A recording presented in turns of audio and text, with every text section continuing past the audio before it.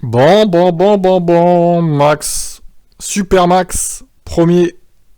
Il a fini premier donc de cette troisième journée d'essai à Bahreïn, avec le meilleur temps des 3 jours, en pneus C5, les plus rapides.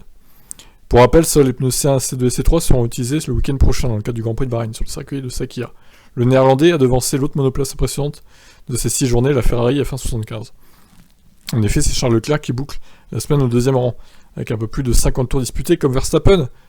Fernando Alonso a ramené l'Alpine au troisième rang, à près d'une seconde du meilleur chrono. L'Espagnol a bouclé plus de 120 tours tout au long de la journée. George Russell avait pris le relais d'Hamilton au volant de la Mercedes, et son après-midi a semblé difficile en matière de performance. Il a finalement pris la 4ème place avec plus de 70 tours au compteur. Alors autant Mercedes est fiable, par contre niveau perf c'est un peu en dessous quand même, hein. On va pas se mentir. Bottas a bouclé 68 tours dans l'après-midi après avoir remplacé Zhou.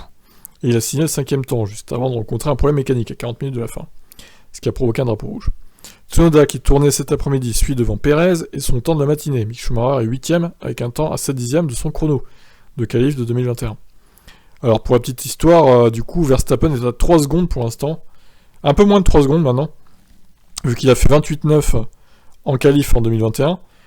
Il est à 2 secondes 8 en gros de son temps de la pole. Donc à voir hein, s'ils vont pouvoir passer en 1,30 lors des qualifs la semaine prochaine. Peut-être.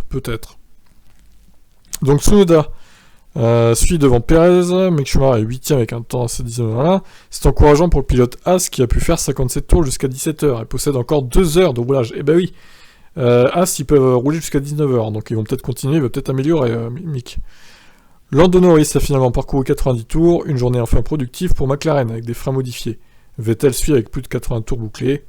Zhou et Gasly suivent devant Sainz et Albon, qui a roulé en début d'après-midi avant de rendre la main à Latifi. Le Canadien arrive juste après son équipier et les deux pilotes ont offert plus de 140 tours de circuit à la Williams. Stroll, Hamilton et Magnussen qui roulaient ce matin concluent le classement. Donc voilà le classement donc.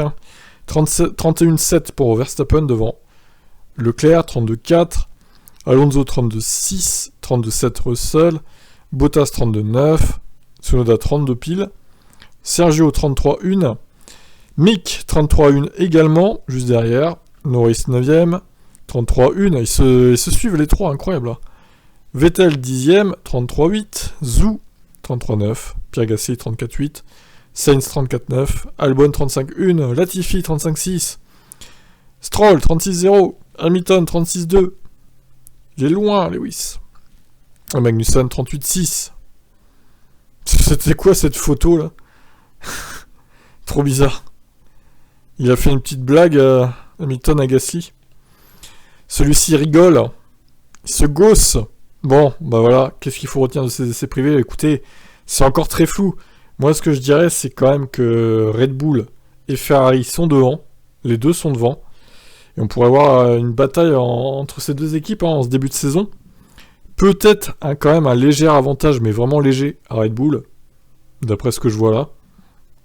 Maintenant, je sais pas, faut voir. Là, Alonso a fait le 3ème temps, mais honnêtement, Alpine, je les vois quand même en difficulté. Hein. Je pense honnêtement qu'il n'y aura qu'une seule Alpine en Q3 la semaine prochaine, au qualif. Et par contre, autant Aston Martin, je sais pas, il me semble un peu mieux. Même si ça se voit pas là, il me semble pas trop mal Aston. Donc à surveiller. Évidemment, on verra ça en qualif. Donc à 17h samedi prochain, dans une semaine pile, tout simplement. Écoutez, voilà. Mercedes, quant à eux, je sais pas, je les sens un peu fébriles. 3ème meilleure équipe peut-être, mais pas mieux quoi. Hein. Pour l'instant du moins. Après je peux me tromper, peut-être qu'ils bluffent, j'en sais rien. On fera ce soir, comme d'habitude, les déclarations des pilotes. Et puis voilà quoi. Sinon, demain, à partir vers 9h, hein, on commencera Drive to Survive sur Twitch, le marathon, la saison 4. On va tout regarder d'un coup. Si ça vous intéresse, le lien est dans la description du Twitch. Voilà, je vous laisse agir. Bye bye.